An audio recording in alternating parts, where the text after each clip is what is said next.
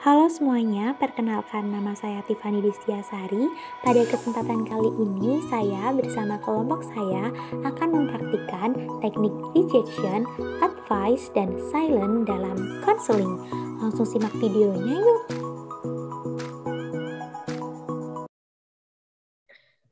Assalamualaikum, permisi, selamat siang Bu Tiffany. Waalaikumsalam, selamat siang. Mbak Sinta, silahkan masuk Mbak, silahkan duduk. Baik Bu, terima kasih. Iya, sama-sama. Mbak Sinta habis dari mana ini? Habis dari kelas Bu, Oh, habis dari kelas. Habis pelajaran apa? habis pelajaran IPA Bu. IPA? Iya Bu, Sama Pak Bagus ya? iya Bu, Wah, pasti kelasnya seru ya. Orang gurunya yang ngajar aja humoris banget. iya Bu. Oh iya Mbak Sinta, ngomong-ngomong Mbak Sinta ada apa? Kok tumben banget datang ke ruang konseling? Ibu lihat sepertinya Mbak Sinta sedang tidak bersemangat. Apakah ada masalah Mbak? Hmm, iya Bu, ada suatu hal yang ingin saya ceritakan ke Ibu. Jadi saya juga ingin melakukan proses konseling dengan Ibu. Soalnya bagaimana ya Bu, saya itu bingung harus cerita ke siapa lagi. Oh iya Mbak Sinta, Ibu ucapkan terima kasih. Namun Mbak Sinta, sebelumnya Ibu mohon maaf, jam 2 nanti Ibu ada rapat dengan kepala sekolah. Dan kita hanya mempunyai waktu sekitar 45 menit saja. Oleh karena itu, mari kita manfaatkan waktu selama 45 menit ini dengan sebaik-baiknya ya Mbak. Baik Bu. Oke, kalau begitu Ibu mau tanya dulu sama Mbak Sinta. Apakah sebelumnya Mbak Sinta sudah pernah melakukan proses konseling? Hmm, belum pernah Bu. Ini pertama kalinya saya mengikuti proses konseling. Oh alah, iya Mbak Sinta. Jadi ini pertama kalinya ya Mbak Sinta mengikuti proses konseling? Iya Bu. Baik, kalau gitu Ibu ucapkan terima kasih.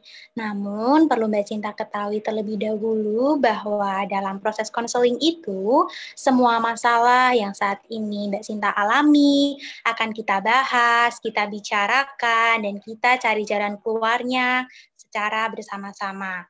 Kemudian apapun yang akan kita bicarakan nanti, itu semua dijamin kerahasiaannya. Hanya Ibu, Mbak Sinta, dan Tuhan saja yang tahu. Jadi Mbak Sinta tenang saja, tidak perlu ragu, takut, ataupun khawatir. Baik Bu. Oke Mbak Sinta, kalau Ibu boleh tahu apa yang ingin Mbak Sinta ceritakan kepada Ibu? Jadi ini Bu, saya tuh sedang kesel Bu. Kesal? Kesal kenapa Mbak?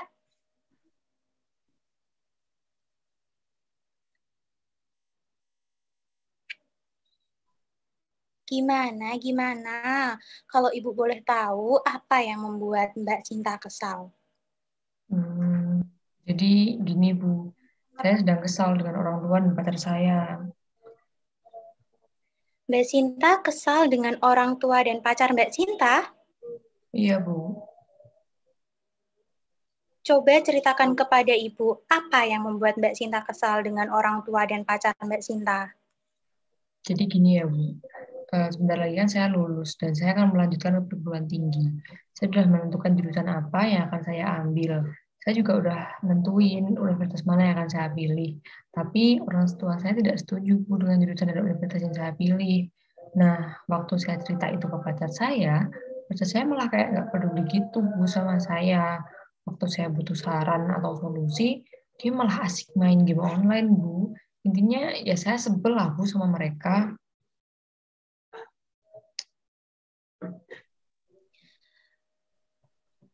Pada intinya, masalah Mbak Sinta ini ada dua ya, yaitu ada ketidakcocokan dalam pengambilan jurusan dan universitas antara Mbak Sinta dan orang tua, serta Mbak Sinta sedang ada masalah dengan pacar Mbak Sinta. Benar begitu, Mbak? Iya Bu. Nah, kalau begitu, dari kedua masalah tersebut, mana yang mendesak untuk kita bicarakan terlebih dahulu, Mbak? masalah saya dan orang tua saya terlebih dahulu saja, Bu. Soalnya kalau masalah saya dengan pacar saya, mungkin bisa saya selesaikan sendiri. Oh iya, iya, baik Mbak. Oke, kalau begitu coba ceritakan kepada Ibu apa yang membuat orang tua Mbak Sinta tidak setuju dengan jurusan dan universitas yang Mbak Sinta pilih. Orang tua saya bilang jurusan yang saya ambil itu nggak penting dan universitas yang saya pilih katanya terlalu jauh. Kemudian orang tua saya juga bilang ke saya, Bu, kalau mereka udah nentuin universitas dan jurusan yang cocok untuk saya. Nyebelin banget kan, Bu? Jadi, menurut Mbak Sinta, orang tua tidak setuju dengan jurusan dan universitas pilihan Mbak Sinta karena sudah mempunyai pilihan jurusan dan universitas yang cocok untuk Mbak Sinta. Begitu, Mbak? Iya, Bu, benar sekali. Sampai saya sendiri tuh bingung dan heran gitu loh, Bu, sama orang tua saya, khususnya sama ayah, Bu. Eh, Ayah saya tuh pinginnya saya selalu mengikuti apa saja keinginannya, ditambah ayah saya itu tipe orang yang selalu kekeh dengan pendapatnya. Nyebelin banget lah, Bu, intinya. Iya, iya. Dari pernyataan Mbak Sinta barusan, sepertinya ayah Mbak Sinta ini orang yang memiliki pola asuh otoriter ya. Iya, Bu, benar. Bahkan hal tersebut juga terjadi pada kakak saya. Kakak saya ya, Bu, dulu pas kelas sekolah dan jurusan selalu dipilihkan oleh orang tua saya. Dan saya tahu kakak saya itu nggak nyaman. Dia sebenarnya juga menderita. Tapi anehnya dia nggak mau bilang sama ayah sama ibu. Jadi dia hanya bilang iya, iya gitu terus. Aneh banget, sumpah. Kayak saya sendiri aja sampai gemes gitu loh, Bu, sama kakak saya. Nah, saya nggak mau lah Bu hidup seperti kakak saya dulu. Iya, Mbak Sinta, Ibu paham dan mengerti apa yang Mbak Sinta rasakan. Memang bukan hal yang mudah berada di posisi tersebut. Iya Bu, jujur tuh, saya tuh udah nggak tahan gitu ya, nggak paham gitu lagi sama pola pikir ayah saya. Ibu saya juga selalu mendukung ayah terus. Kalau kayak gini terus, mendingan mulai sekarang saya nggak mau nurut lagi lah sama orang tua saya. Saya juga nggak minta saran untuk mendapat lagi ke mereka. Sebentar, sebentar. Coba Mbak Sinta pikirkan lagi tentang rencana yang akan Mbak Sinta lakukan tersebut. Karena biar bagaimanapun, mereka orang tua Mbak Sinta. Ya iya sih Bu, tapi gimana ya Bu, saya tuh nggak mau diatur-atur terus. Saya tuh juga pingin kayak teman-teman yang lain gitu loh, selalu dukung sama orang tuanya. Apa yang mereka sukai dan apa yang mereka minati selalu disupport. Sedangkan saya selalu ditentang. Iya, Mbak Sinta, Ibu mengerti apa yang Mbak Sinta rasakan. Namun sebelumnya, Ibu ingin bertanya, sebenarnya tuh Mbak Sinta ingin mengambil jurusan apa dan universitas mana, sedangkan orang tua menyuruh apa, Mbak? Jadi gini Bu, saya ingin mengambil jurusan BK di Universitas Negeri Yogyakarta. Tapi orang tua saya menyuruh saya untuk mengambil jurusan kedokteran di UKSW Salatiga, Bu. Padahal ya saya tidak menyukai bidang tersebut. Dengan kata lain, Mbak Sinta tidak berminat di jurusan kedokteran ya? Bu, bener banget. Tapi orang tua saya tetap kekeh, Bu. Nyuruh saya kuliah di jurusan tersebut. Padahal dari dulu saya tuh selalu bilang ke orang tua saya, kalau besok lulus SMA, saya ingin melanjutkan pendidikan di jurusan BK. Mereka juga selalu bilang iya, asalkan saya nurut dan memiliki prestasi yang bagus.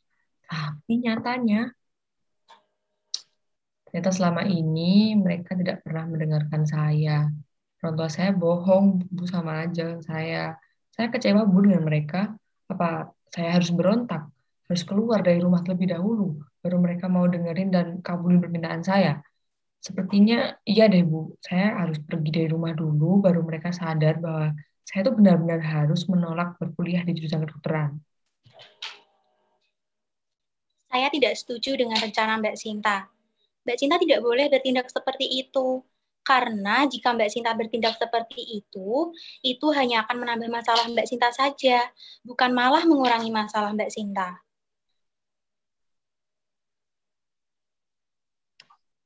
Tapi saya udah muak, Bu. Saya merasa orang tua saya tidak peduli dengan kebahagiaan saya. Mereka juga membentuk saya sesuai dengan apa yang mereka mau. Padahal saya kan juga punya mimpi, punya cita-cita sendiri. Mereka memang benar sih, saya anak mereka. Tapi apa saya nggak boleh nentuin karir saya sendiri?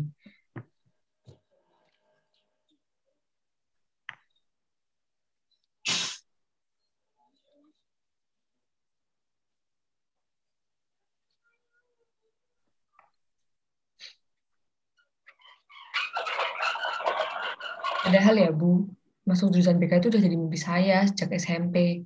Saya selalu belajar dan melakukan yang terbaik. Saya selalu nurutin apa saja yang orang tua saya mau. Saya berpikir bahwa ketika saya nurut dengan orang tua saya, mereka akan memahami saya dan memberikan sedikit kebebasan kepada saya. Tapi nyatanya enggak. Iya, Mbak Sinta, Ibu mengerti apa yang Mbak Sinta rasakan. Semua itu memang berat, semua itu memang menyakitkan. Tapi Mbak Sinta perlu ingat bahwa setiap orang tua pasti menginginkan yang terbaik untuk anaknya.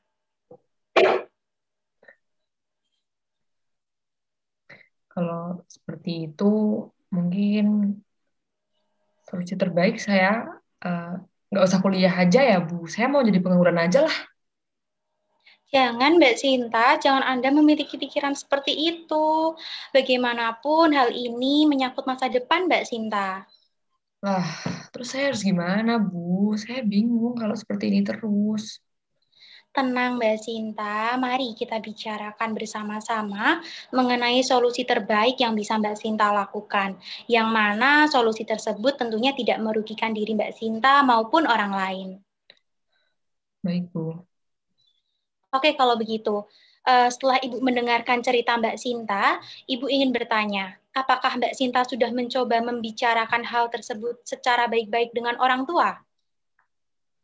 Saya hanya bilang kalau saya ingin mengambil jurusan BK di UNY. Kemudian orang tua saya langsung menentang. Lalu kami berdebat dan akhirnya saya masuk kamar dan setelah itu tidak ada percakapan lagi. Nah, pada intinya Mbak Sinta belum membicarakan hal tersebut secara baik-baik dengan orang tua Mbak Sinta ya. Iya sih Bu, soalnya udah terlanjur males Bu. Kalau di debat juga nggak mau kalah. Nah, kalau begitu menurut Mbak Sinta udah tepat belum tindakan tersebut? Hmm, belum sih Bu.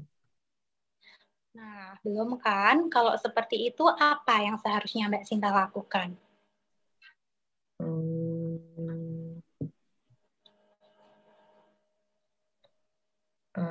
mungkin saya akan mencoba untuk menemui orang tua saya dan eh, kemudian mungkin minta maaf lebih dahulu ya Bu. Lalu saya akan mencoba untuk membicarakan alasan mengapa saya tidak setuju dengan jurusan dan universitas pilihan ayah dan ibu saya. Bagus Mbak Sinta, benar sekali. Sesuai pernyataan Mbak Sinta barusan, Mbak Sinta ingin menemui orang tua, kemudian meminta maaf dan menjelaskan alasan mengapa tidak setuju dengan jurusan dan universitas pilihan orang tua. Maka akan sangat baik sekali jika rencana tersebut dapat dilaksanakan. Iya Bu, tapi yang jadi masalah saya nggak tahu Bu alasan apa saja yang mungkin bisa mendukung pilihan jurusan dan universitas saya. Begitu ya. Saran dari Ibu, sebaiknya Mbak Cinta mencoba untuk merenungkan dan memikirkannya terlebih dahulu. Mbak Cinta bisa memulainya dengan eh, pertanyaan mengapa saya ingin mengambil jurusan BK, kemudian apa manfaatnya, dan lain-lain. Oh, iya ya Bu. Kemudian saya itu juga saya bisa menjelaskan kepada orang tua saya bahwa BK itu penting dalam kehidupan dan merupakan pekerjaan yang mulia dan tidak bisa digantikan oleh siapapun. Baik Bu, kalau begitu saya akan berusaha untuk meyakinkan orang tua saya. Saya akan buat mereka percaya dan tidak perlu mengkhawatirkan diri saya. Bagus Mbak Sinta, Ibu bangga dengan Mbak Sinta karena Mbak Sinta sudah mampu mencari solusi untuk masalah yang sedang Mbak Sinta hadapi. Maka akan sangat baik sekali Mbak jika Mbak Sinta mampu melakukan hal tersebut. Terima kasih Bu. Kemudian saya juga akan belajar lebih keras supaya saya bisa diterima di UNY dan saya akan menjadi beasiswa-beasiswa sehingga orang tua saya lebih percaya dan membebaskan saya dalam menentukan jurusan dan universitas. Good, Mbak Sinta. Ibu yakin kok Mbak Sinta mampu menjelaskan dengan baik-baik, tidak emosi, dan mampu memberikan alasan-alasan yang jelas. Orang tua Mbak Sinta pasti akan mengerti Mbak Sinta. Kemudian yang perlu Mbak Sinta ingat bahwa semua orang tua itu peduli dan ingin anaknya bahagia. Iya, Bu. Wah, saya malah jadi merasa bersalah dan orang tua saya. Pikiran saya terlalu sempit ya, Bu. Bahkan sempat ingin melakukan hal-hal yang negatif. Ya sudah, Bu. Terima kasih sudah mau mendengarkan cerita saya. Pikiran saya jadi lebih terbuka, Bu. Perasaan saya juga jadi lebih lega. Puji Tuhan kalau seperti itu, Mbak. Ibu juga ikut senang bisa membantu Mbak Sinta.